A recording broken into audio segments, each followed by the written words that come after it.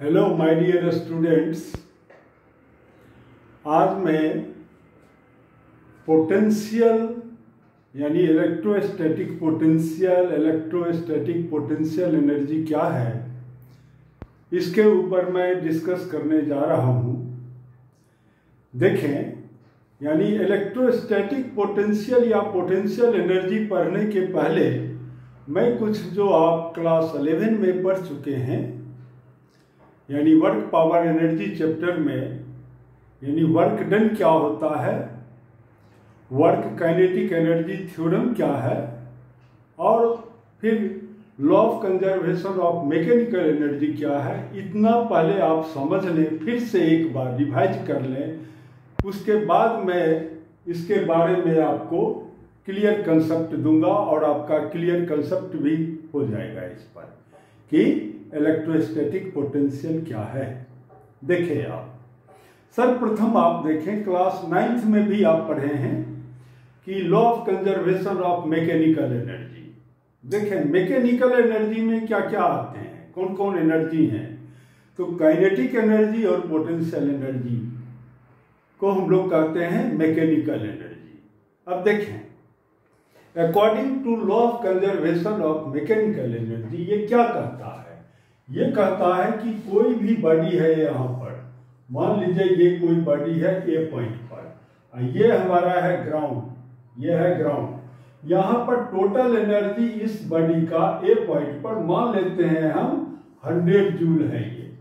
तो और ये बॉडी क्या है, यहाँ स्थिर है यानी एट रेस्ट पर है। तो इसका मतलब है कि इसका जो हाइट है यानी पोटेंशियल एनर्जी इस ग्राउंड से, दिस इज योर ग्राउंड, तो ग्राउंड से इसका पोटेंशियल एनर्जी यहाँ पर कितना है 100 जूल। और काइनेटिक एनर्जी यानी आप ऐसे कहें UA और KA, तो ए पॉइंट पर काइनेटिक एनर्जी यहाँ पर क्या है, 0 है। जब ये गिर करके ये बॉडी पहुंचता है यहाँ पर यानी B पॉइंट पर, अब देखें क्या है, तो जब B पॉइंट पर आया तो मान लेते हैं कि UB इसका यानी पोटेंशियल एनर्जी मान लेते हैं कि हमारा हो गया यहाँ पर 75 जूल। तो काइनेटिक एनर्जी कितना होगा KB पॉइंट पर, ये होगा 25 जूल। यानी टोटल एनर्जी B पॉइंट पर भी क्या है 100 जूल ही है। देखिए, यानी और अगर बॉडी गिर करके आ गया just above the ground, ground से जस्ट अबव ऊपर C पर, तो यहां पर देखिए potential energy UC equal to लगभग हो गया 0 और काइनेटिक एनर्जी कितना हो गया KC यानी C पॉइंट पर ये आपका हो गया 100 जूल। यानी यहां भी टोटल एनर्जी कितना होगा, पोटेंशियल प्लस काइनेटिक, तो ये हमारा हो गया 100 जूल। तो ये कहता है कि जब बॉडी में यानी ABC पॉइंट पर हर हमेशा अगर ग्रेविटेशनल फोर्स ही एक्ट कर रहा हो, gravitational force is your conservative force, अगर कोई दूसरा फोर्स इस पर नहीं एक्ट करता हो इस सिस्टम में, तो उस केस में सिर्फ और सिर्फ ग्रेविटेशनल फोर्स यानी कंजर्वेटिव फोर्स ही एक्ट करता हो, तो total energy of the system क्या होगा, हर हमेशा कांस्टेंट होता है। जबकि पोटेंशियल एनर्जी और काइनेटिक एनर्जी डिफरेंट पॉइंट पर चेंज करते रहता है। क्लियर? तो इस चीज को हम लोग मैथमेटिकली ऐसे बोलते हैं कि total energy of the system यानी फॉर ए मैकेनिकल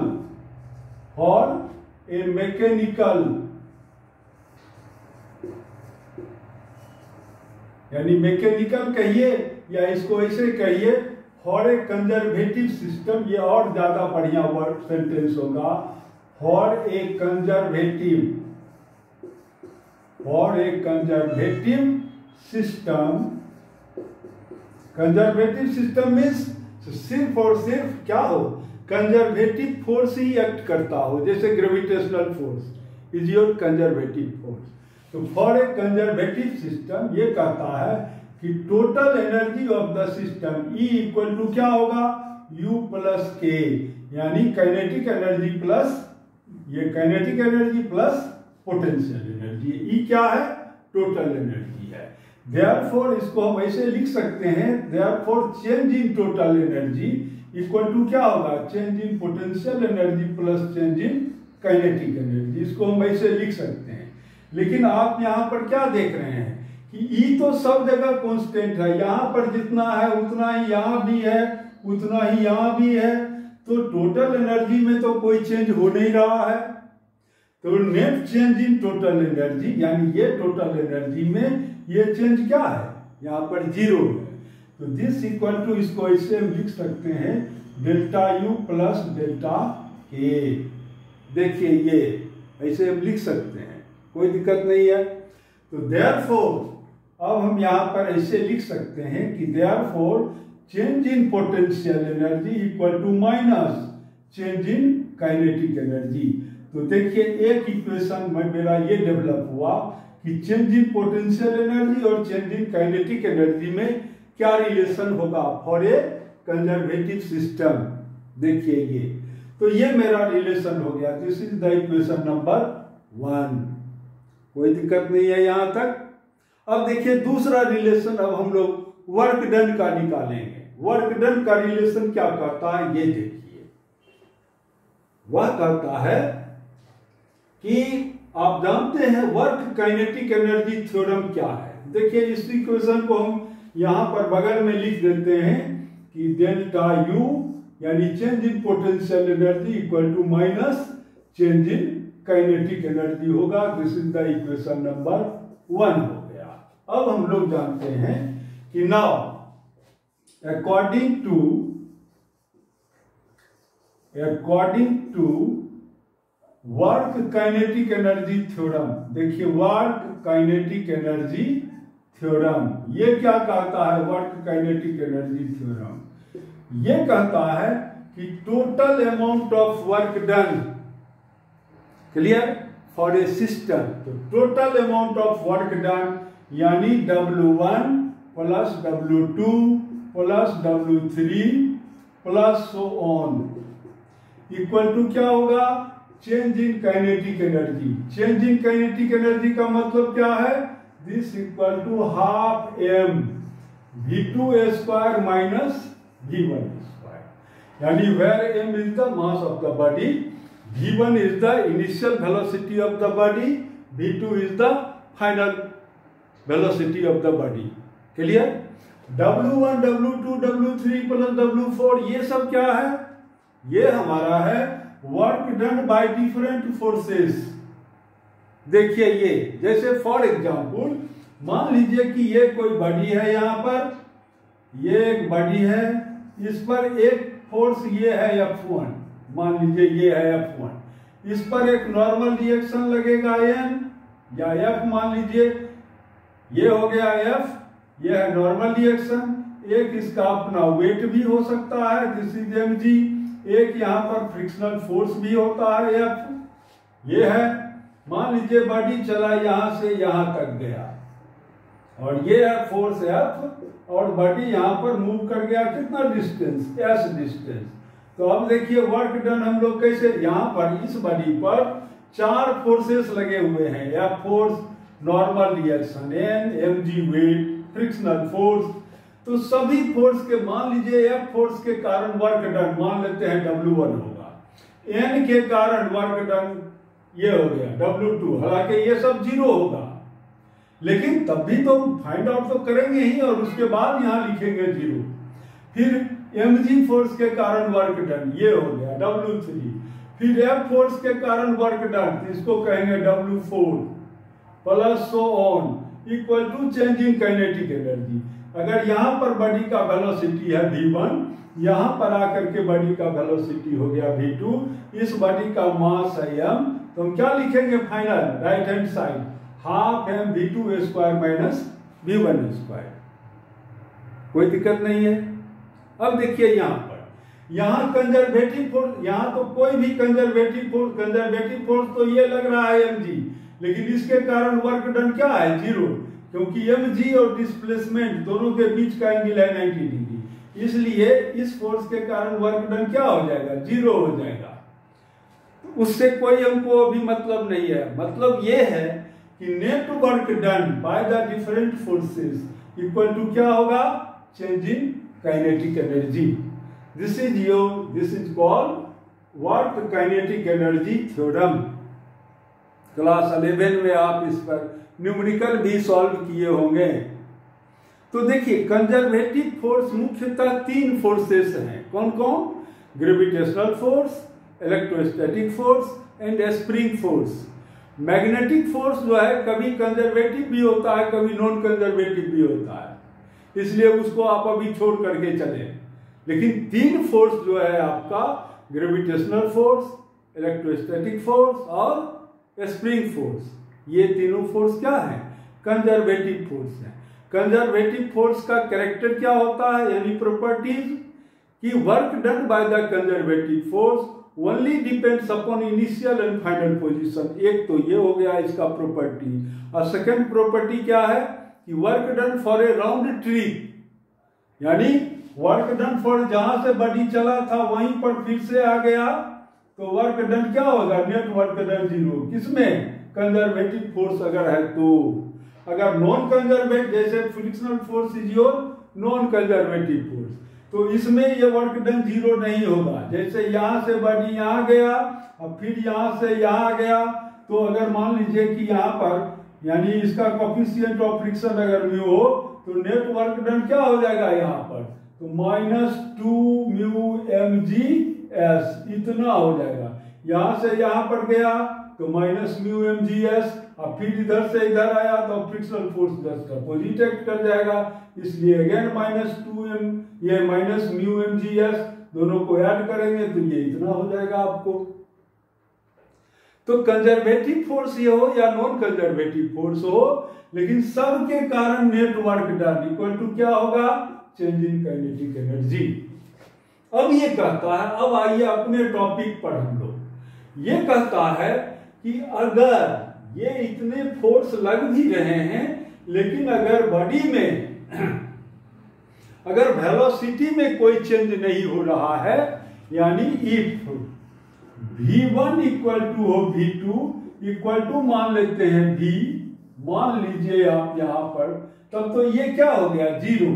तो ये हमारा हो जाएगा 0 नहीं। लेकिन अगर ऐसा नहीं हो तब हम क्या कहेंगे? तब तो हम कहेंगे कि ये 0 नहीं होगा, तब तो ये डेल्टा के होगा। अब आइए, तो इसका मतलब है कि आप समझ गए कि net work done equal to क्या होता है? चेंज इन काइनेटिक एनर्जी ही होता है। क्लियर? कोई दिक्कत नहीं है। अब आप आइए, तो अगर मान लीजिए ये सभी फोर्स नहीं हो, सिर्फ एक ही फोर्स हो, और वो हो इलेक्ट्रोस्टैटिक फोर्स, क्योंकि हमको यहां पर आना है इलेक्ट्रोस्टैटिक पोटेंशियल और एनर्जी पर हम अभी आ रहे हैं, कोई दिक्कत नहीं है। तब तो यहां पर हम कह सकते हैं कि एक ही फोर्स है, तो हम W लिखेंगे। मान लीजिए ये इलेक्ट्रोस्टैटिक फोर्स है, तो W इक्वल टू क्या होगा? चेंज इन काइनेटिक एनर्जी, जहां की W क्या है? W is your work done by conservative force, या आप कह सकते हैं कि work done by electrostatic force, आप ये भी लिख सकते हैं। तब तो यहां पर हम या इसको ऐसे लिखिए WEL, EL का मतलब हुआ इलेक्ट्रोस्टैटिक फोर्स। एक सिंबल हम दे दिए कि W इलेक्ट्रोस्टैटिक फोर्स। तो अब यहां पर हम ये लिख सकते हैं यहां पर कि therefore work done by electrostatic force equal to क्या होगा? Change in kinetic energy. कोई दिक्कत नहीं है यहां पर। अब आइए आप, तो ये वैल्यू आप यानी यहां पर इक्वेशन 1 में पुटअप कर दीजिए, तो देखिए क्या होगा।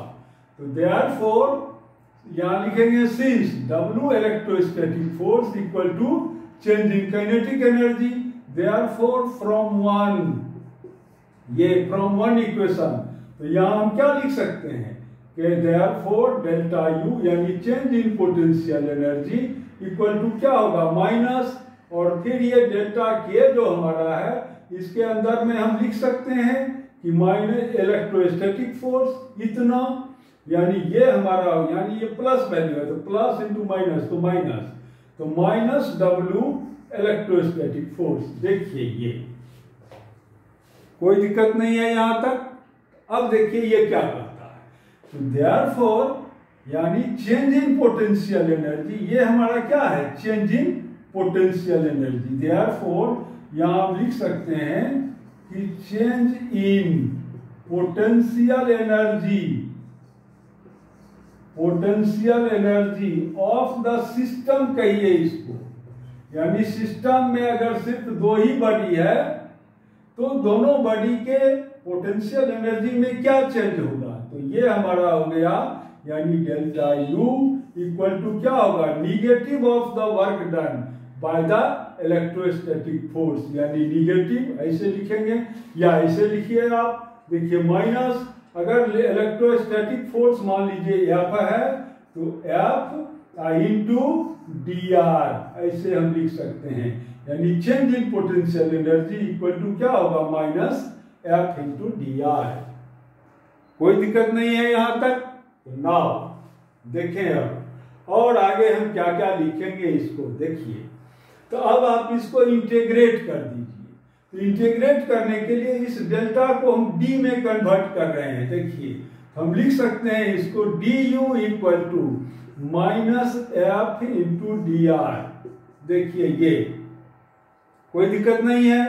अब आप इसको टेकिंग इंटीग्रेशन, इंटीग्रेशन ले लीजिए, तो यहां ले लिए इंटीग्रेशन, यहां भी ले लिए इंटीग्रेशन।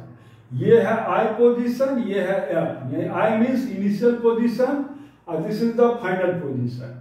अब इनिशियल पोजीशन पर अगर पोटेंशियल एनर्जी हो Ui और फाइनल पोजीशन पर हो Uf, तो इसको हम ऐसे लिख सकते हैं कि देयरफॉर Uf माइनस Ui यानी change in potential energy of the system equal to क्या हो गया, minus integration I to F, this is your F into dr।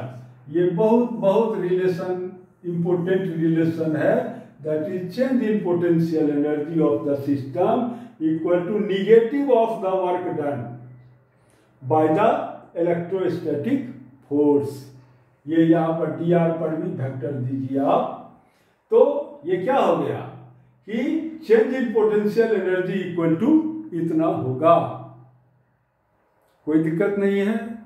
अब आइए आप, अब ये कहता है कि ये तो चेंज इन पोटेंशियल एनर्जी का एक्सप्रेशन निकालिए, तो ये F क्या है, this is the electrostatic force है, this is the electrostatic force. हम नहीं लिखते हैं लेकिन आप ये समझिए this is the electrostatic force है। कोई दिक्कत नहीं है, आप लिखिए या नहीं लिखिए, लेकिन आपको समझ लेना है कि this is the electrostatic force. इसका मतलब है कि इसको बिल्कुल याद रखना है कि change in potential energy of the system equal to negative of the work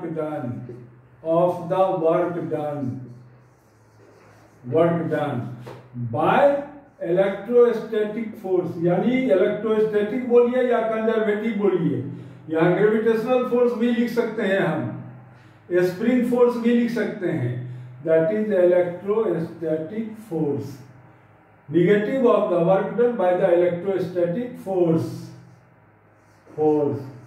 from one point two another. ये दे सकते हैं आप from initial point two final position, या लिखिए फ्रॉम वन पॉइंट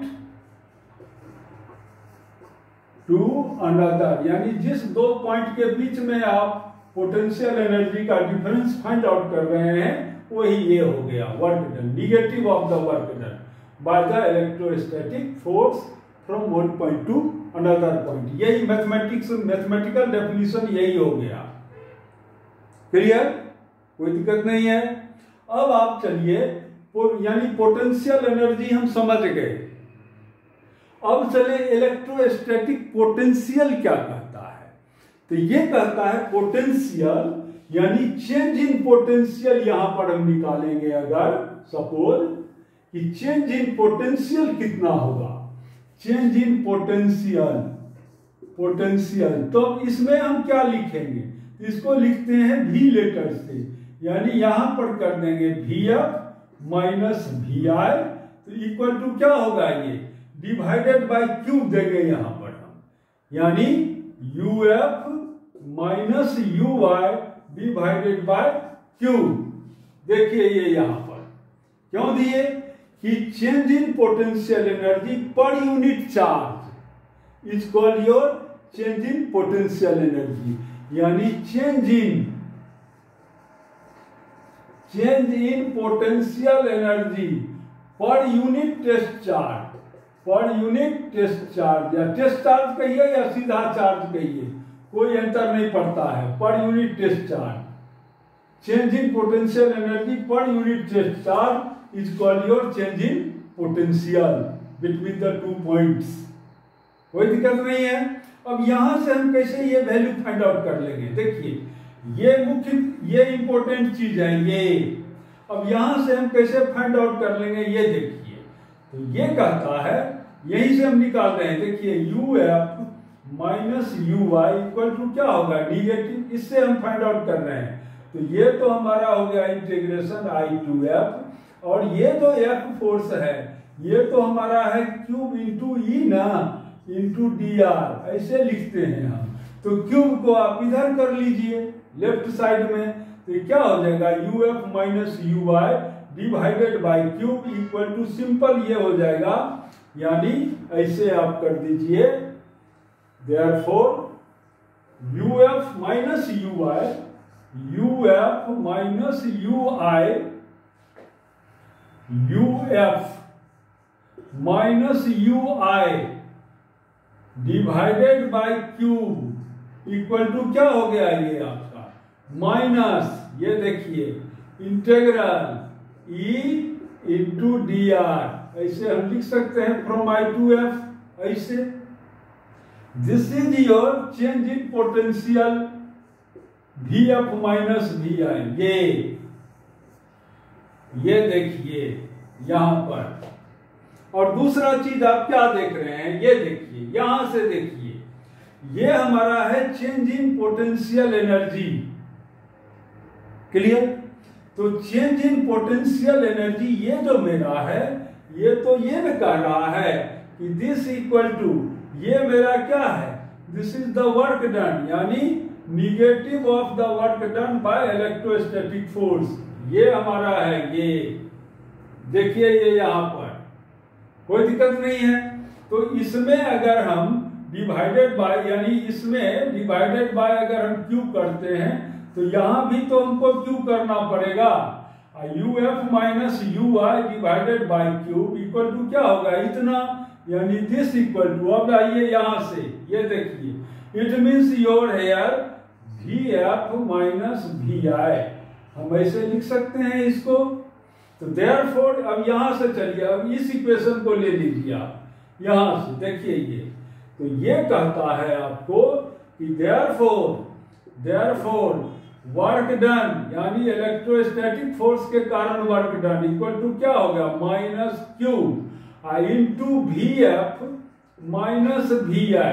देखिए ये, इसको हम ऐसे भी लिख सकते हैं, minus cube into delta V, change in potential energy, यानी work done by the electrostatic force, work done by the electrostatic force equal to क्या हो गया, minus cube into delta V, ऐसे।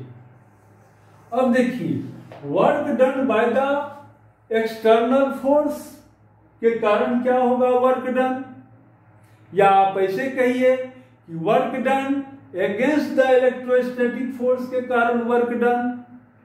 ये हम कैसे फाइंड आउट कर लेंगे, तो ये आपका, यानी कई इक्वेशन हमने फाइंड आउट कर दिया, एक ये कर दिया, एक ये कर दिया, देखिए यहां पर।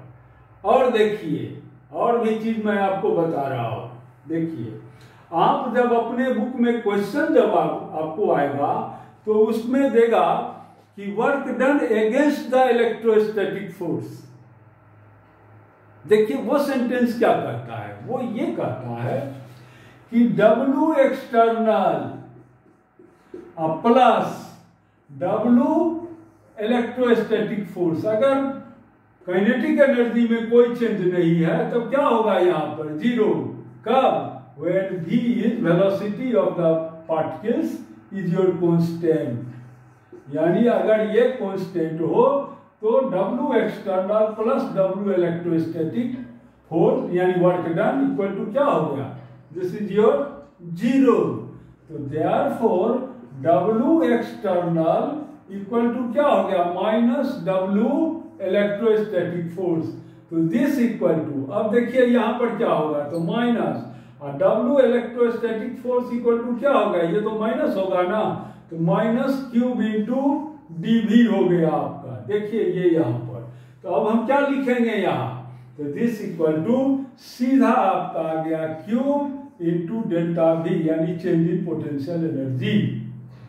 यानी W एक्सटर्नल इक्वल टू क्या होगा? Cube into delta v। देखिए ये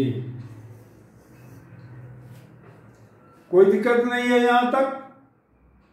तो ये सब एक्सप्रेशन बहुत इंपोर्टेंट हैं for solving the numerical problem और या हम इलेक्ट्रोस्टैटिक पोटेंशियल हो या इलेक्ट्रोस्टैटिक पोटेंशियल एनर्जी हो, उसको समझने के लिए थ्योरेटिकल क्वेश्चन में भी या न्यूमेरिकल प्रॉब्लम में भी ये सब बातों को समझना बहुत जरूरी है कि इलेक्ट्रोस्टैटिक फोर्स के कारण हम वर्क डन कैसे फाइंड आउट करेंगे एंड इलेक्ट्रोस्टैटिक फोर्स के अगेंस्ट में जो हम फोर्स एक्ट करते हैं उसके कारण हम वर्क डन कैसे फाइंड आउट करेंगे।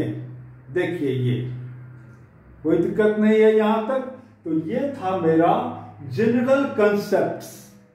जैसे देखिए एक दो क्वेश्चन मैं इस पर सॉल्व करके आपको बता रहा हूं। देखिए ये क्या कहता है? यह कहता है कि आप इसको ऐसे देखें ना, जैसे मान लीजिए कि एक ये कोई चार्ज है Q प्लस Q चार्ज है। अब इसके कारण एक पॉइंट ये मेरा है, यानी ये सबसे नजदीक का पॉइंट है। मान लीजिए इसका वोल्टेज है 100 वोल्ट और ये हमारा है 50 वोल्ट। यानी A पॉइंट पर है 100 वोल्ट, B पॉइंट पर कितना है? यह है 50 वोल्ट है।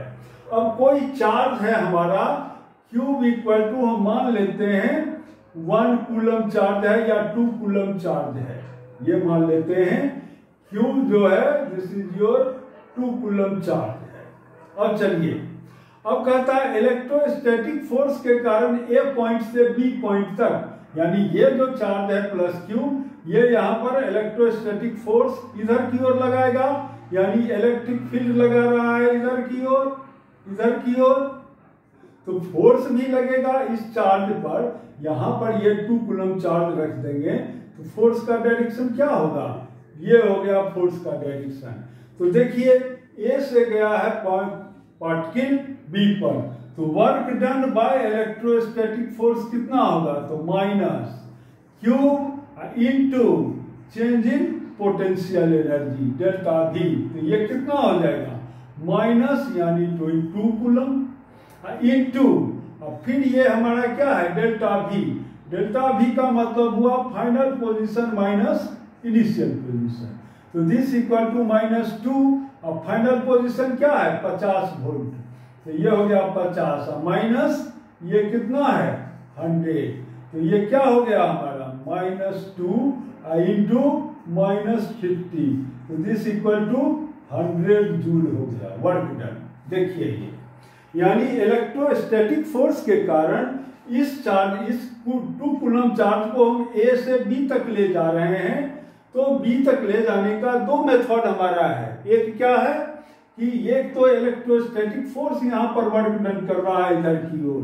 तो देखिए, तो -q into 50 minus 100, final position minus initial position, ऐसे लिए हैं, कोई दिक्कत नहीं है यहाँ पर। अब नेक्स्ट देखिए, नेक्स्ट में क्या कहता है? तो ये तो हमारा हो गया इलेक्ट्रोस्टैटिक फोर्स के कारण वर्क डन, यानी 100 जूल।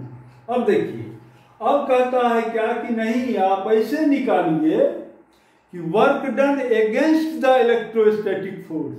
तो अगेंस्ट द इलेक्ट्रोस्टैटिक फोर्स जब भी होगा तो ये जो इलेक्ट्रिक फील्ड लग रहा है इसके अगेंस्ट हम ऐसे फोर्स लगावे तभी तो होगा वर्क डन, नहीं तो इस डायरेक्शन अगेंस्ट द हमको कहता है निकालने के लिए। तो अगेंस्ट का मतलब है कि वर्क डन, देखिए work done in moving the charge, in moving the charge against electrostatic force, against electrostatic force। तो अब क्या अगेंस्ट का मतलब हुआ कि B2A ले जाना है, B2A यानी ये B पॉइंट से A पॉइंट पर ले जाना है। तो वर्क डन कितना होगा, तो वर्क डन इक्वल टू हो गया Q, यानी आप इधर की ओर फोर्स लगा रहे हैं, जितना ये फोर्स लग रहा है उसके जस्ट अपोजिट, तो Q इंटू डेल्टा V, देखिए यहाँ पर, तो दिस इक्वल टू Q। अब ये डेल्टा V में क्या हो जाएगा, VA माइनस यानी VF माइनस VI ऐसे, तो दिस इक्वल टू Q हमारा कितना है, ये 2 कूलम है चार्ज, तो 2I इंटू VF आपका हो गया है 100 और माइनस ये हो गया 50, तो दिस इक्वल टू क्या हो गया आपका अगेन 100 जूल। देखिए अगेंस्ट का मतलब हर हमेशा होता है फील्ड जिस डायरेक्शन में एक्ट कर रहा है उसके अगेंस्ट, और वो जो इलेक्ट्रोस्टैटिक फोर्स है उसी के बराबर का मैग्नीट्यूड जो दूसरा जो फोर्स होगा उसका फोर्स वैल्यू क्या होगा, अगेंस्ट जो फोर्स लगा रहे हैं इस अगेंस्ट फोर्स का मैग्नीट्यूड हर हमेशा इक्वल कितना है, जितना ये फोर्स है इधर की ओर इलेक्ट्रोस्टैटिक फोर्स। कोई दिक्कत नहीं है यहां तक। अब देखिए हम लोग क्या करते हैं कि क्वेश्चन के अकॉर्डिंग, क्वेश्चन में क्या मांग रहा है, अगर क्वेश्चन में कहता है कि अगेंस्ट द इलेक्ट्रोस्टैटिक फोर्स तो वो निकालेंगे, कहेगा बाय द इलेक्ट्रोस्टैटिक फोर्स तो वो निकालेंगे। तो कभी कभी बाय द इलेक्ट्रोस्टैटिक फोर्स करके फाइंड आउट करना ये ज्यादा आसान होता है। आसान नहीं कहिए कि जैसे आप मान लीजिए इंडियन राइटर्स के बुक में पढ़ेंगे या फॉरेन राइटर्स के बुक में पढ़ेंगे, तो फॉरेन राइटर्स का जो बुक है उसमें ज्यादा करके आपको अगेंस्ट करके नहीं देगा क्वेश्चन, उसमें ज्यादा करके रहता है क्वेश्चन कि ये यानी work done by electrostatic force सीधा, इसलिए उसका फॉर्मूला थोड़ा अंतर रहता है, यानी सिर्फ माइनस साइन लगा देंगे बस और कुछ नहीं करना है उसमें। देखिए जैसे फॉर एग्जांपल हम शॉर्ट में लिख दे रहे हैं यहाँ पर कि जैसे हमको अगर निकालना है कि चेंज ऑफ पोटेंशियल, ये change of potential delta V तो इक्वल टू क्या रहेगा, तो माइनस ये से E इंटू डी आर, माइनस करके लिखा रहेगा, और from 1 point I to F, तो यहां भी रहेगा I, मान लीजिए I पोजीशन पर पोटेंशियल है हमारा VI, F पोजीशन पर पोटेंशियल है VF। तो एक तो ये आपका फॉर्मूला हो गया direct formula, change of potential between 2 points equal to negative of the line integral of electrostatic field भी इसको कहते हैं। देखिए negative of line, line means dr, negative of line integral of electrostatic field is called your change in potential energy। ऐसे रहेगा। अगर आप चाहते हैं कि नहीं against the, यानी ये हमारा हो गया due to इलेक्ट्रोस्टैटिक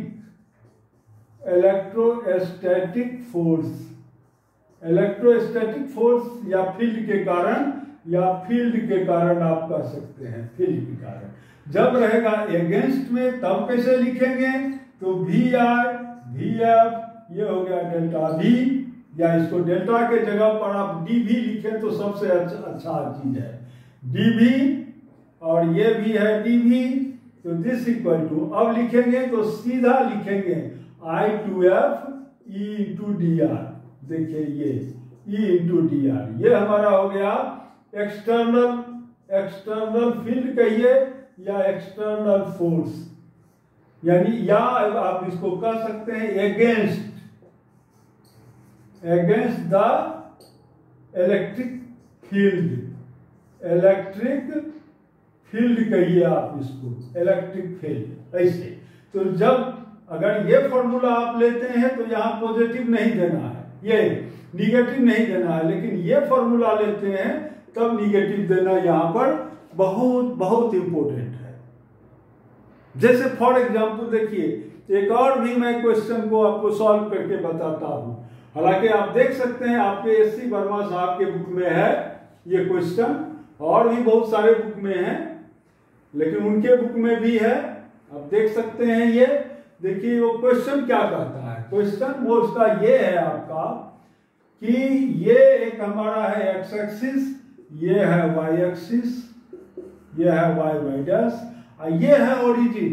देखिए यहाँ पर अब कहता है क्या कि ये हमारा इलेक्ट्रोस्टैटिक पोटेंशियल, ये इक्विपोटेंशियल सरफेसेस हैं ये ऐसे, और ये एंगल बना रहा है यहाँ पर 30 डिग्री, यानी इसको ऐसे थोड़ा सा और हम 30 डिग्री बना रहे हैं, तो इसलिए इसको ये ऐसे है। देखिए ये हमारा है इससे, ये है 30 डिग्री, और ये है 10 वोल्ट मान लेते हैं हम, ये है 10 सेंटीमीटर यहाँ से यहाँ तक, यानी ये है 10 सेंटीमीटर, फिर ये 20 सेंटीमीटर पर ये ऐसे है, ये है 20 वोल्ट, ये भी है 30 सेंटीमीटर, ये है आपका 30 वोल्ट, ये भी है, ये है 20 सेंटीमीटर में है, ये है 30 सेंटीमीटर, ये है आपका एक्स एक्सिस, ये है वाई एक्सिस। तो यहाँ पर कहता है कि find the value of electrostatic field, E का वैल्यू क्या है ये निकालें। तो आप देखें, ये तो हम और पढ़ाएंगे आपको, सिर्फ एग्जाम्पल की बात है इसलिए मैं बता रहा हूं। देखिए तो electric field is always normal on it's equipotential surface. तो ये हमारा हो गया इलेक्ट्रोस्टैटिक फील्ड, ऐसे ई का डायरेक्शन, ये हर हमेशा यहाँ पर क्या है 90 डिग्री है, और ये है 0, तो डी आर का डायरेक्शन क्या है, ये है डी आर का डायरेक्शन। तो देखिए आप इलेक्ट्रोस्टैटिक फील्ड कैसे फाइंड आउट कर लेंगे, हम जानते हैं, we know that delta d भी इक्वल टू क्या होगा, minus E into d r. देखिए ये, और देखिए हम दो पॉइंट के बीच कर लेंगे, यानी 20 सेंटीमीटर टू 10 सेंटीमीटर, तो 20 into 10 to the power -2 metre बना रहे हैं इसको, और ये हमारा क्या हो गया 10 इंटू 10 टू द पावर -2, ये हो गया मीटर। और डीवी का मतलब हुआ, इधर भी इंटीग्रेशन दे दीजिए, तो 20 से हम जा रहे हैं 10 पर, यानी 20 वोल्ट से हम कहां पर जा रहे हैं 10 वोल्ट पर, 20 वोल्ट से 10 वोल्ट पर। देखिए ये कैसे निकल जाएगा, तो देयरफॉर ये आपका हो गया क्या 10 माइनस 20, यानी फाइनल ये लिखेंगे ऊपर वाला, then give minus sign, then put lower limit यानी 20। अगर आप इंटीग्रेशन जानते हैं तो बिल्कुल समझ जाएंगे। अब देखिए, अब ई और ये डी आर दोनों के बीच का एंगल क्या हो गया cos 120 डिग्री, यानी 120 डिग्री है, इसलिए यहां पर आप लिख सकते हैं माइनस। अब देखिए 20 10 to the power -2 to 10 into 10 to the power -2, और देखिएगा अब ये हमारा है ई डी आर, तो इसको लिख सकते हैं ई इंटू डी आर, और दोनों वेक्टर के बीच का एंगल है cos, यानी cos 120 डिग्री। तो नाउ cos 120 इक्वल टू क्या होता है -1/2, तो ये हमारा क्या हो जाएगा, यानी ये देखिए यहाँ पर कोई दिक्कत नहीं है, तो -1/2 हो गया, तो माइनस माइनस यहाँ पर क्या हो गया +1/2, और फिर ये आपका है 20 इंटू 10 टू द पावर -2, और ये है 10 इंटू 10 टू द पावर -2, और ये आपका क्या हो गया ई डी आर। तो देखिए ई इंटू डी आर, कोई दिक्कत नहीं है।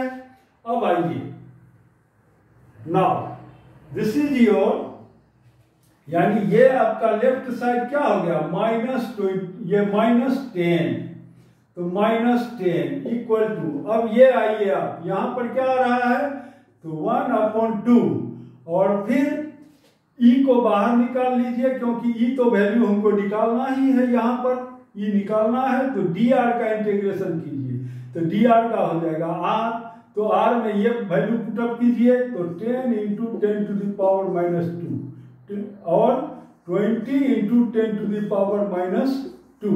देखिए बहुत इजीली वैल्यू फाइंड आउट हो गया, इतना इंटू ये क्या हो गया -10 into 10 to the power minus 2 आ गया आपका। तो देखिए ये माइनस माइनस कैंसिल और 10 भी कैंसिल, ये माइनस माइनस कैंसिल, तो ये आपका हो गया E इक्वल टू 2 इधर जाएगा और डिवाइडेड बाय ये क्या हो गया 10 टू द पावर माइनस 2, तो दिस इक्वल टू 200 वोल्ट। देखिए 200 वोल्ट पर मीटर आंसर आ गया आपको, ये इसका यूनिट होता है। देखिए तो इस फॉर्मूले से यानी डी भी ऐसे लीजिए, ये I2F this equal to minus मैंने ये आपका हो गया I2F और E इंटू डी आर। इससे देखिए कितना इजीली आप वैल्यू फाइंड आउट कर लिए। इस तरह से एक एक क्वेश्चन आपका सब क्वेश्चन सॉल्व हो जाएगा अगर आप ये वैल्यू लेते हैं तो। कोई दिक्कत नहीं है यहां तक, ठीक है। अब आप ये जनरल कंसेप्ट समझ गए हैं कि पोटेंशियल एट ए पॉइंट या पोटेंशियल डिफरेंस या पोटेंशियल एनर्जी हम कैसे फाइंड आउट करेंगे। तो ये मेरा एक शॉर्ट वीडियो था, ये जानना बहुत जरूरी है। इसके बाद ही अब आप इलेक्ट्रोस्टैटिक पोटेंशियल को समझ सकते हैं। Thank you very much for watching the video. Thank you.